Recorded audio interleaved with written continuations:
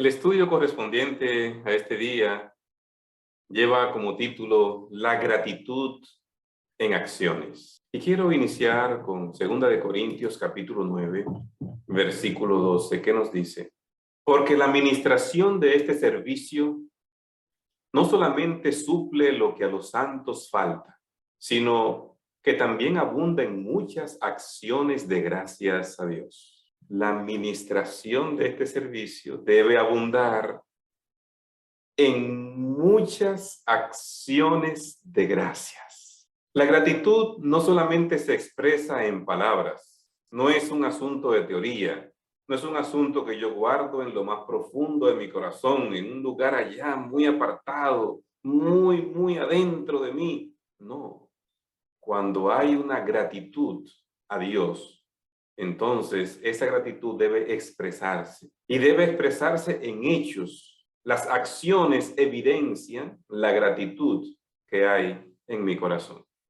Y vamos a poner un par de ejemplos para que podamos tener mayor claridad cuando hablamos acerca de las acciones de gratitud. Quiero iniciar con la experiencia de María que narra el Evangelio San Lucas en el capítulo 7, versos 36 y siguientes. Uno de los fariseos rogó a Jesús que comiese con él, y habiendo entrado en casa del fariseo, se sentó a la mesa. Simón era este fariseo. ¿Por qué Simón invita a Jesús a que comiese en su casa? Simón estaba agradecido porque Jesús lo había sanado de una lepra, una de las enfermedades más terribles del tiempo del Antiguo Testamento. Todavía en el Nuevo Testamento sigue haciendo estragos. No había una cura para la lepra. La persona que tenía lepra era desahuciado. La persona que tenía lepra tenía que salir de la sociedad, generalmente habitar solo, habitar en un valle de leprosos. Así que cuando Simón descubre que tiene lepra, había escuchado la fama de Jesús, acudió a Jesús y el Señor lo liberó, lo sanó de esa lepra. Así que como una expresión de gratitud, él invita a Jesús a que comiese con él. Y allí estaba él con sus discípulos, nos narra la porción bíblica. En el verso 37 del mismo capítulo que seguimos leyendo, nos dice la palabra de Dios: entonces una mujer de la ciudad, que era pecadora, al saber que Jesús estaba a la mesa en casa del fariseo, trajo un frasco de alabastro con perfume. Y estando detrás de él a sus pies, llorando, comenzó a regar con lágrimas sus pies y los enjugaba con sus cabellos y besaba sus pies y los ungía con el perfume. ¿Quién es esta mujer? La palabra del Señor atina a decir en el versículo 37 que era una mujer pecadora, una mujer que había estado en una vida abierta de pecado. Cuando la Biblia hace mención de que venían los publicanos y los pecadores, o cuando dice que alguien era pecador así abiertamente, lo que está diciendo es que esa persona vivía abiertamente en pecado. No era algo que estaba aparentando una cosa y siendo otra, no. Vivía abiertamente en pecado. Así que cuando está identificando que esta mujer era pecadora, ¿cómo podemos identificar entonces quién era esta mujer? La mayoría habla acerca de María, pero hay tantas Marías en la Biblia. Bueno, yo tengo una lista de 10 Marías en la Biblia, ¿verdad? En el Antiguo Testamento, comenzando con la de Moisés, la hermana de Moisés, y siguiendo por toda la narrativa bíblica, hay 10 Marías mencionadas en toda la Biblia. Pero hay dos que son las que más pueden estar relacionadas, que son las que menciona el Nuevo Testamento: María Magdalena y María de Betania. María de Betania era la hermana de Lázaro.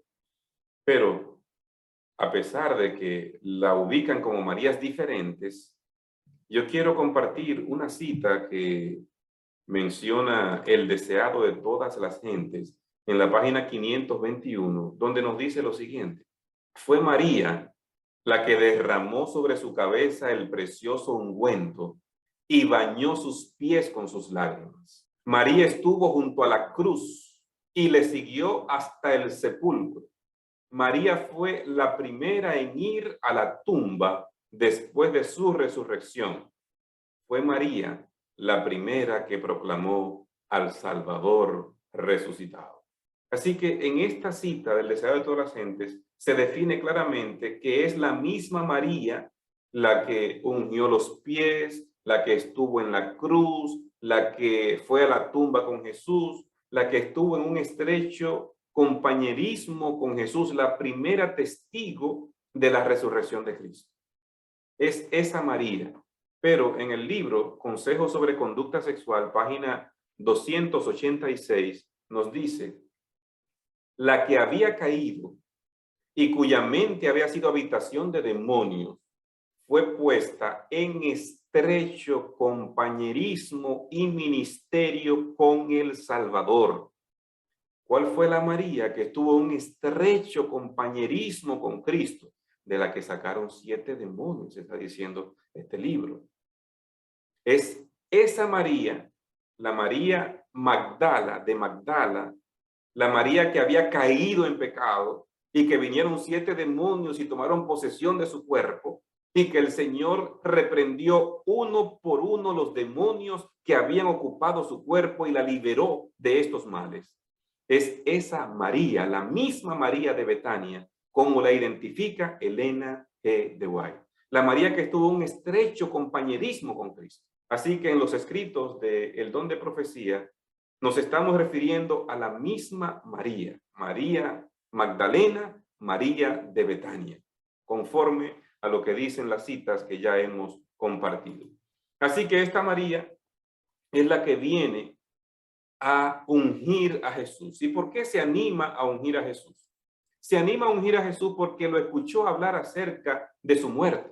Y antes de que él no pueda ser testigo de su gratitud, ella quiere expresar la gratitud por el perdón que le ha concedido. Ella quiere mostrar la gratitud a Jesús por todo lo que ha hecho en ella. Así que el corazón de María estaba rebosante de gratitud. Y por eso viene a ungir los pies de Jesús, a derramar su perfume, un perfume que tenía un alto valor monetario, el equivalente a 300 denarios, el equivalente a un año de trabajo. Ese era el valor del perfume de nardo que ella derramó a los pies de Jesús. Sabemos cómo la palabra del Señor define que algunos criticaron este acto.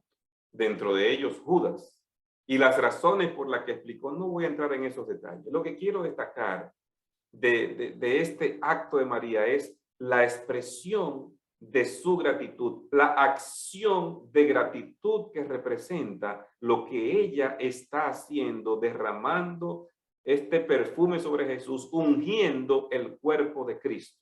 José de Arimatea y Nicodemo no ofrecieron su regalo de amor a Jesús durante su vida. Ambos decidieron, después de la resurrección de Cristo, entonces sí reconocer a Cristo y entregar incluso sus posesiones para el avance del evangelio. Pero Cristo no pudo disfrutar de una ofrenda de ellos antes de morir. La ofrenda que sí pudo disfrutar Cristo fue la ofrenda de María. Esta ofrenda que lo unió a él para ese momento del sepulcro. La que quedó como un olor grato delante de Jesús cuando él tuvo que padecer, tuvo que ir a la cruz, tuvo que ir al sepulcro.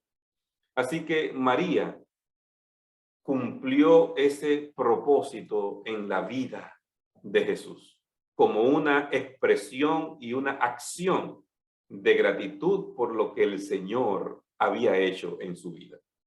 Pero la historia no termina allí.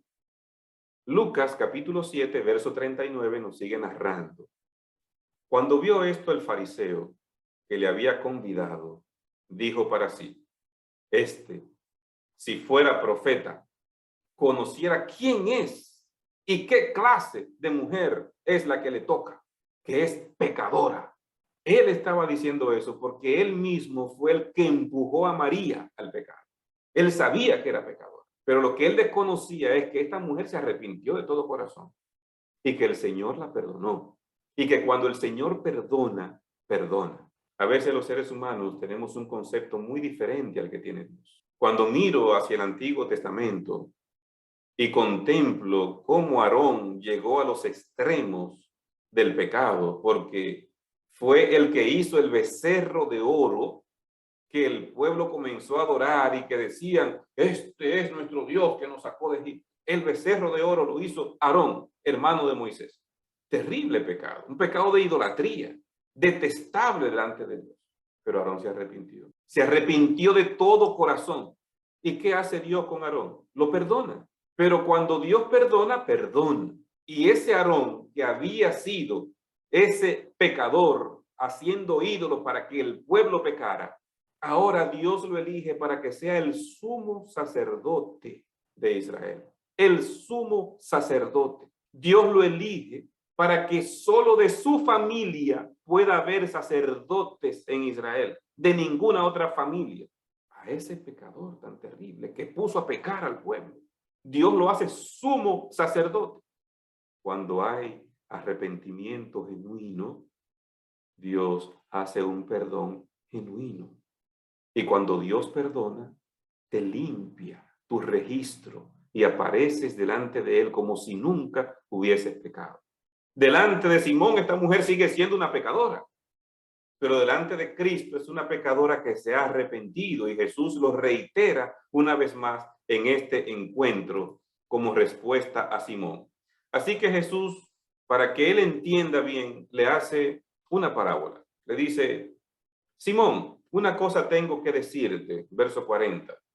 Y él le dijo, di, maestro. Un acreedor tenía dos deudores. El uno le debía 500 denarios y el otro 50. Y no teniendo ellos con qué pagar, perdonó a ambos. Di pues, ¿cuál de ellos le amará más? Dos deudores. Uno debe 500 días de trabajo, el equivalente a más de 1 año y medio de salario. El otro debe solo 50 denarios, 2 meses de salario. Ninguno puede pagar, no tienen la condición. El que debía 50 era tan pobre, pero tan pobre que no podía pagar esos 50 denarios. Y el otro era una cantidad muy grande para la posibilidad de él. Así que se le perdonó a ambos la deuda. Y Jesús entonces le hace la pregunta, ¿cuál va a amar más a quien le perdonó? Y Simón responde, pienso que aquel a quien perdonó más. Y él le dijo, rectamente has juzgado.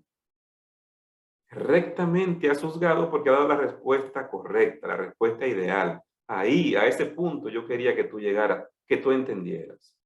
Y dice el verso 44. Y vuelto a la mujer, le dijo, Simón, ¿ves esta mujer? Entré en tu casa y no me diste agua para mis pies, mas ésta ha regado mis pies con lágrimas y los ha enjugado con sus cabellos. No me diste beso, mas ésta desde que entré no ha cesado de besar mis pies. No ungiste mi cabeza con aceite, mas ésta ha ungido con perfume mis pies. En esta narrativa que Jesús le hace a Simón, está enumerando las oportunidades que tuvo Simón de mostrar su gratitud y por lo menos los aspectos más básicos de la cortesía al recibir a una persona.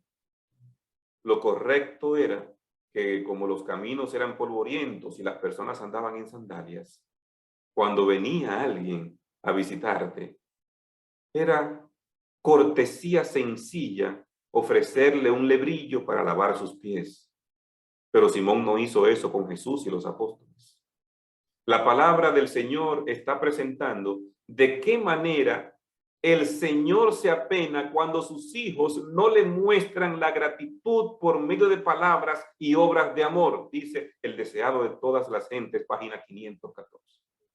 Que el Señor se apena cuando sus hijos no le muestran su gratitud, no solo en palabras, sino también en obras de amor. Simón tuvo la oportunidad de demostrar su gratitud delante de Jesús, pero dejó pasar 3 momentos y Jesús se los enumera en ese orden. Sin embargo, María había expresado su gratitud, llenando el vacío de lo que Simón no había hecho. Pareciera que sí, Simón estaba agradecido, por eso invitó a Jesús, pero todavía parece que no había una entrega completa de su ser y de su corazón a Jesús. Y que sentía cierta aprensión, por eso no ejecutó algunas de las prácticas de cortesía que debió ejecutar con Jesús y sus invitados, los apóstoles. Estaba solo queriendo llenar un requisito. Faltaba algo en la vida de Simón que debía completarse todavía. Así que la expresión de María llena de gratitud es una expresión que Jesús está mencionando, es una expresión que Jesús está reconociendo, es una acción que debía seguirse contando por el resto del tiempo. En el verso 47, Jesús le dice a Simón, por lo cual te digo que sus muchos pecados le son perdonados, porque amó mucho, mas aquel a quien se le perdona poco, poco ama. ¿Qué está queriendo decir Jesús? Bueno, no hay que interpretarlo, le está diciendo claramente. No importa la magnitud del pecado, no importa la cantidad de pecado, cuando una persona ha sido perdonado, entonces hay una respuesta de amor. Nosotros le amamos a Él porque Él nos amó primero, dice 1 Juan 4:19.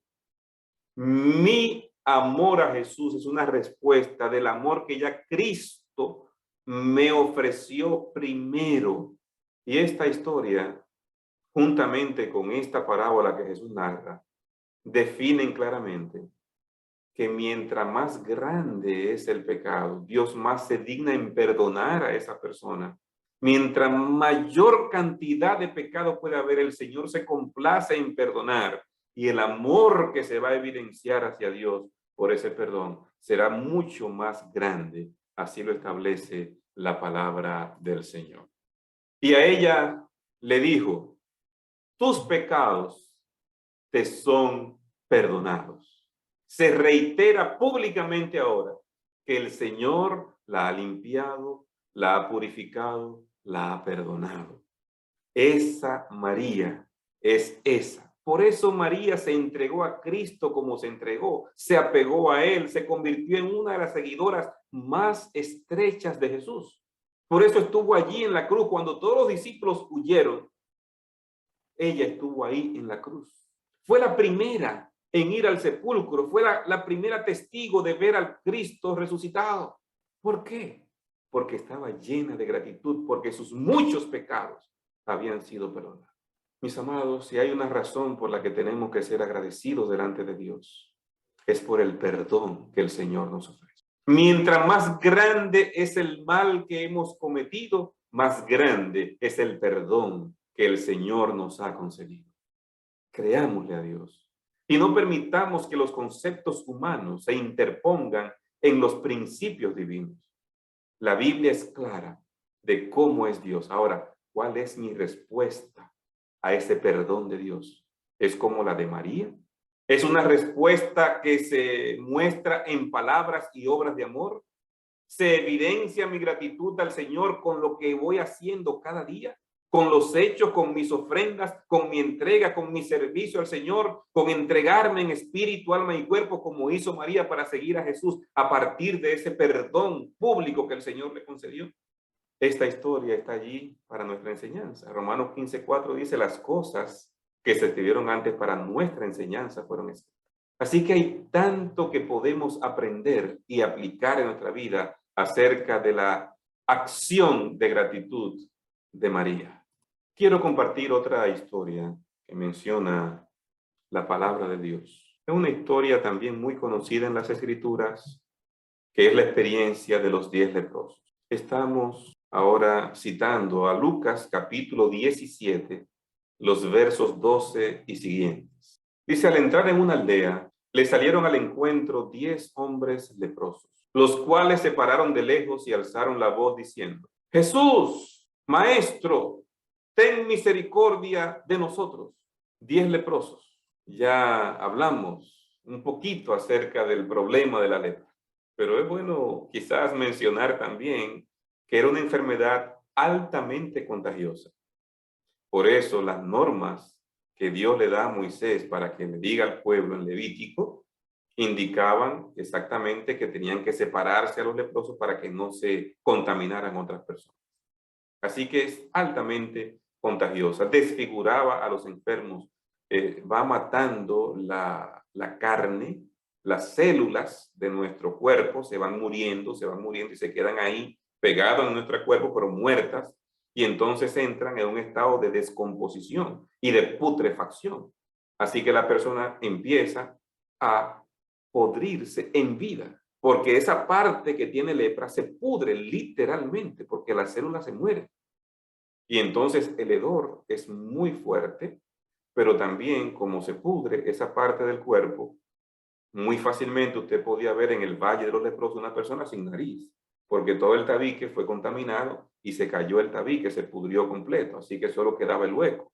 O una persona sin orejas, o una persona completamente desfigurada en su cara o en cualquier otra parte de su cuerpo, porque esos eran los problemas que se veían como la consecuencia de el flagelo terrible de la lepra. Así que la Biblia presenta que los enfermos de lepra no solamente sufrían el problema físico de la enfermedad, sino el rechazo de las personas. Por eso, cuando ellos iban a ir a buscar alimento o algo a la ciudad o a pedir alguna ayuda, tenían que ir tocando una campana. Y el tintilín de la campana, cuando la gente oía, sabía un leproso y abría paso todo el mundo para ese leproso, para no ir a contaminarse ellos también con la lepra. Había una angustia física por el problema que les representaba, pero había una angustia mental por el rechazo que recibían este tipo de personas. Así que era una situación muy difícil la que vivía una persona contaminada con la lepra. Lucas 17:14 señala: cuando él los vio, les dijo: id, mostraos a los sacerdotes. ¿Por qué Jesús dice id, mostraos a los sacerdotes? Porque en la instrucción que Dios le dio a Moisés había especificado que era el sacerdote el que definía si esa persona tenía lepra, y era el mismo sacerdote el que debía definir si esa persona ya fue curado de la lepra. Esas fueron las instrucciones de Dios a Moisés, y Moisés las registró en Levítico. Así que ahora el Señor le dice, ellos piden misericordia, ten misericordia de nosotros, Señor. Y entonces Jesús dice, vayan y muéstrense al sacerdote. Pero qué extraño, no están sanados. Y Jesús los manda donde el sacerdote. Pero esto lo que nos muestra es que se está probando la fe de ellos, la confianza que tienen en lo que Jesús va a hacer en su vida. Sin estar sanados, Cristo los manda a que vayan donde el sacerdote. En más de una ocasión, la Biblia señala que Jesús hizo milagros por etapas. A uno le iba a dar la vista y entonces le puso lodo, ve, lávate, ¿y qué ves? Ah, veo así, así, y volvió y lo mandó. Y entonces ese proceso en esas personas era justamente ayudándolos a creer. Ellos tenían fe, pero no la fe suficiente, así que hubo un primer paso que debían dar ellos para evidenciar su fe y su confianza, y entonces más de una ocasión Cristo hizo milagros en etapas. Y este es uno de ellos, porque Él los manda donde el sacerdote. Ellos van camino donde el sacerdote. Van a mostrar al sacerdote sin estar sanados. Y entonces dice el verso 14, y aconteció que mientras iban, fueron limpiados. Obedecieron lo que Jesús dijo, tuvieron la fe de ir a mostrarse sin estar sanados. Entonces, ese acto de fe permitió que se completara el milagro. Y entonces, mientras iban, fueron limpiados. Así dice el versículo 14. Qué extraordinario, ¿verdad? Cuán misericordioso es Dios. Y a veces cuando no tenemos la fe suficiente, nos permite pasar por alguna situación que nos ayude a fortalecer nuestra fe, a mostrar que sí realmente creemos. Y entonces el Señor nos saca más fortalecidos después de esa experiencia. El verso 15 dice, entonces uno de ellos, viendo que había sido sanado, volvió glorificando a Dios a gran voz y se postró rostro en tierra a sus pies, dándole gracias, y este era samaritano. Uno de los 10, solamente uno de los 10, se devolvió a glorificar a Dios por el milagro que el Señor había completado de su sanidad. De cuántas cosas lo estaba liberando Dios al darle sanidad de esta enfermedad tan terrible. Y él, rebosante de gratitud, se devuelve a darle gracias al Señor. Y cuando llega donde Jesús, actuó como se adoraba al Padre. Colocó su rostro tocando la tierra en actitud de reconocimiento y adoración de Jesús, dándole gracias, expresando su gratitud al Señor. La gratitud hay que expresarla. El Señor anhela que nosotros podamos evidenciar nuestra gratitud, pero también proclamarla, que la gente sepa lo que el Señor ha hecho en nuestra vida. Así que este se devolvió a darle gracias al Señor. Pero la Biblia destaca que era samaritano. ¿Y por qué los otros judíos no se devolvieron a darle gracias? Quizás porque sentían que ellos tenían derecho como judíos a recibir la sanidad. Hay personas que creen que Dios está obligado a hacer cosas con ellos y no pueden entender que por la gracia, que por la misericordia, que por la bondad, que por el amor de Dios es que nos hace esas cosas. Dios no está obligado a nada de eso. Dios lo hace porque nos ama. ¿Por qué los 9 no vinieron? La Biblia no detalla, pero podemos sacar una conclusión sencilla. Alguna situación lo llevó a pensar que ellos tenían el derecho de recibir ese milagro. Quizás porque otros habían sido sanados, ellos también podían serlo. Pero este, que no era judío, al ver lo que Cristo ha hecho, viene a reconocer lo que Cristo hizo y a expresar su gratitud por darle esta liberación de esta terrible enfermedad. Respondiendo Jesús dijo, ¿no son 10 los que fueron limpiados? ¿Y los 9? ¿Dónde están? La pregunta que hace Jesús, tenemos que mirarla. Jesús dice, y no son 10 los que fueron limpiados. Todos los 10 fueron limpiados, es cierto. Uno solo vino a dar gratitud. Pero ¿esperaba Jesús gratitud de un solo? Mis amados, la Biblia nos está diciendo que Jesús esperaba gratitud de los 10, no de uno. Jesús está esperando que los 10 vengan a ser agradecidos. Por eso está diciendo, ¿y los otros 9? ¿Dónde están? Si él no hubiese esperado gratitud de los 9, no pregunta, ¿dónde están los otros que también fueron limpiados? Este episodio en la vida de Jesús nos denota con claridad que el Señor espera nuestra gratitud. Que Dios espera que podamos en palabras y en obras de acciones expresar nuestra gratitud por lo que el Señor hace por nosotros cada día. Pasemos al verso 18. Jesús sigue diciendo, no hubo quien volviese y diese gloria a Dios, sino este extranjero. En el mismo punto Jesús está destacando que solo uno, y el que no era judío, es el que vino a glorificar a Dios. Y le dijo, levántate, vete, tu fe te ha salvado. Levántate, vete porque tu fe te ha salvado. Él estaba en adoración. ¿Qué entendemos por lo que Jesús dice en este versículo, en el verso 19? Para que lo podamos entender, yo quiero compartir una cita de Consejos sobre Salud, página 153. Por amor a este hombre, que haría buen uso de la bendición de la salud, Jesús sanó a los 10. Los otros 9 se fueron sin reconocer la obra que se había hecho y no agradecieron a Jesús por la curación que recibieron. Lo que quiero destacar de esta cita es la primera parte. Por amor a este hombre que haría buen uso de la bendición de la salud, Jesús sanó a los 10. Por la fe de uno, fueron beneficiados 9 más. En más de una ocasión la Biblia dice, por la fe de ellos. ¿Recuerdan aquellos 4 hombres que bajaron al paralítico donde estaba Jesús para que él pudiera sanarlo? Jesús dice que por la fe de ellos, la narrativa bíblica dice que por la fe de esos 4 fue que Jesús sanó a ese paralítico. Más de una vez podemos también citar la experiencia del centurión que pidió por su hijo, o de la mujer sirofenisa que pidió por su hija. En esos casos no fue la fe del enfermo, no fue la fe del afectado directamente la que obró, sino la fe de alguien más. Así que nosotros podemos ser bendición para otros. Y la fe de este hombre que se devolvió a expresar gratitud fue suficiente para que por la fe de este el Señor sanara a los 10. Quisiera compartir un par de citas del don de profecía, donde el Señor nos dice en el deseado de todas las gentes, página 303, el Señor obra continuamente para el bien de la humanidad.